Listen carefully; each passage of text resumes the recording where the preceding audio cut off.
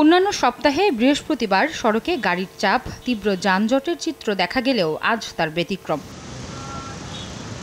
কার্যক্রম নিষিদ্ধ আওয়ামী লীগের লকডাউন কর্মসূচি ঘিরে গত ৩ দিনে বিচ্ছিন্নভাবে ককটেল বোমাসহ নাশকতার ঘটনা ঘটেছে। এতে জনমনে সৃষ্টি হয়েছে আতঙ্ক। রাজধানীর ব্যস্ততম গুরুত্বপূর্ণ সড়ক বিজয় সরণি, শাহবাগ, কারওয়ানবাজার মোড় সহ বেশ কয়েকটি সড়কে গাড়ির সংখ্যা ছিল কম। আসলে আজকে জীবনে ঝুঁকি নিয়ে কর্মব্যস্ততার মধ্যে দিন কাটাচ্ছি, এরকমটা আসলে আমরা কখনোই চাই না। ভয় তো একটু করেই যে যদি অ্যাক্সিডেন্টলি কোনো কিছু ঘটে যায়, তারপর সকালে অফিসে যাওয়ার কথা ছিল, এখন যাচ্ছি। যেহেতু রাস্তাঘাট পুরো ফাঁকা, চারদিকে নীরব, কে কোন দিক দিয়ে বোম মেরে দেয়, সবাই তো একটু আতঙ্কতেই আছে। ভয়ে থাকলে তো হবে না, কাজ তো করতে হবে। আতঙ্কে আছি, আমাদের কর্তৃপক্ষ নির্দেশনা দিচ্ছে সচেতন থাকার জন্য।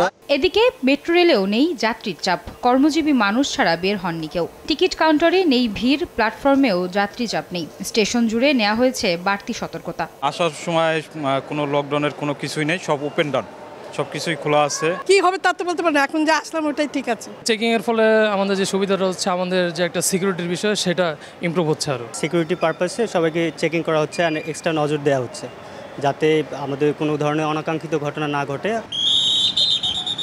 জনমনের আতঙ্ক দূর করতে প্রতিটি গুরুত্বপূর্ণ সড়কে আইন শৃঙ্খলা রক্ষাকারী বাহিনীর টহল দল রয়েছে, যাতে কোনো ধরনের নাশকতা বা বিশৃঙ্খল পরিস্থিতির সৃষ্টি না হয়।